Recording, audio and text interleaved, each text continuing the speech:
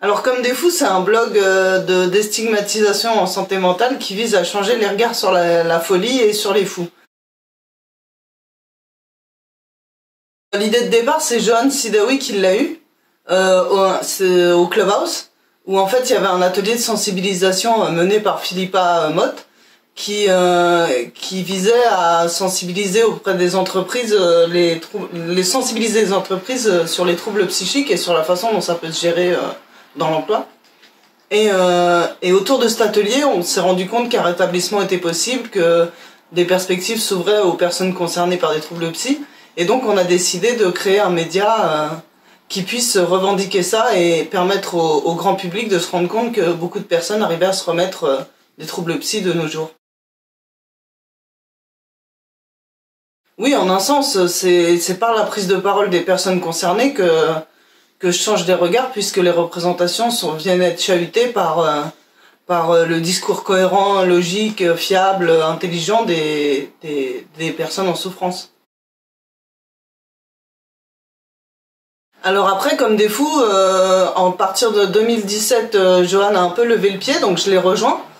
Et suite à ça, Alexandra aussi a commencé à s'investir un peu plus et nous faire nos relations publiques et nous récolter quelques livres pour qu'on puisse faire des critiques littéraires et décrocher des interviews d'auteurs qui traitent de santé mentale, de psychiatrie, de folie, au sens large. C'est un véritable blog, oui, mais c'est surtout un canal qui fait passerelle entre un collectif de personnes concernées, un groupe de personnes concernées qui nous rejoignent petit à petit, qui sont là plus ou moins souvent et qui sont plus ou moins contributeurs, mais qui écrivent pour nous des fois, et le grand public et les médias et les instances qui cherchent à connaître la parole des usagers et savoir un peu ce qu'on a à dire. Le blog au départ était vraiment un outil uniquement numérique avec des contributions pêchées à droite à gauche auprès de nos contacts parmi les personnes concernées, parce qu'on ne fait intervenir que des personnes concernées, il n'y a absolument pas de psychiatres qui prennent la parole ou de soignants, etc. Pour montrer justement qu'on est capable de mener une action collective pérenne et efficace. Donc voilà, donc on a fait des épisodes contributifs comme autour du film 12 jours, où on a fait intervenir peut-être 5-6 personnes, peut-être même une dizaine, je sais plus exactement, sur leur vision du film 12 jours, pour donner un contrepoint un peu à la lecture médiatique de ce film et donner notre parole à nous.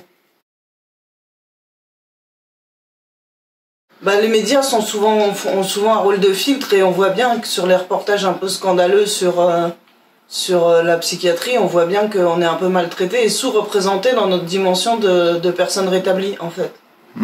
C'est souvent un peu sensationnaliste et ça montre le mauvais côté, le côté un peu scandaleux et critique de la psychiatrie. Et rarement les gens qui s'en remettent et qui revivent à peu près normalement.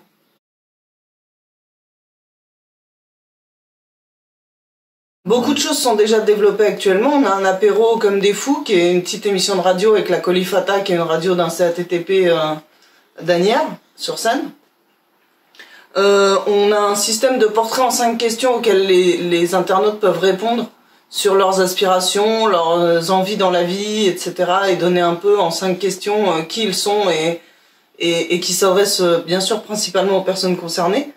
Et on a aussi tout un système de possibilités de publication d'articles par les personnes concernées qui peuvent nous soumettre leurs témoignages, leurs visions, leurs événements, comme Natacha Guillet qui avait fait un pot pour la sortie de son livre, etc.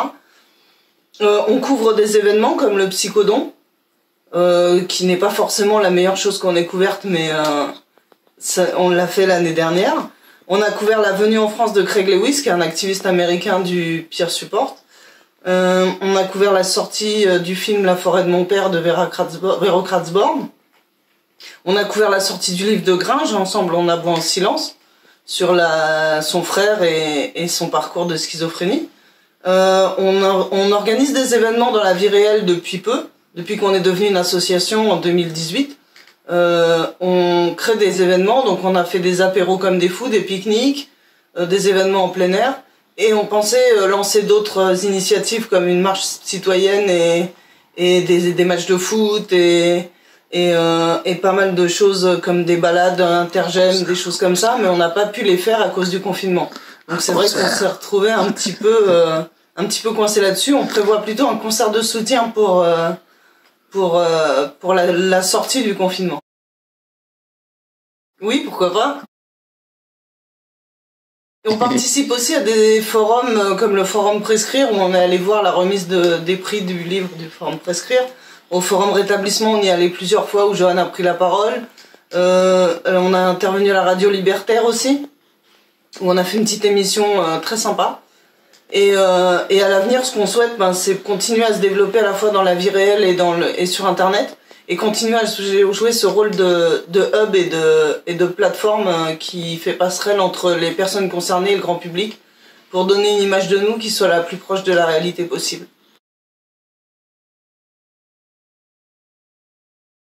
Un peu les deux, c'est une plateforme militante, mais c'est vrai qu'on a noué des amitiés entre nous assez fortes.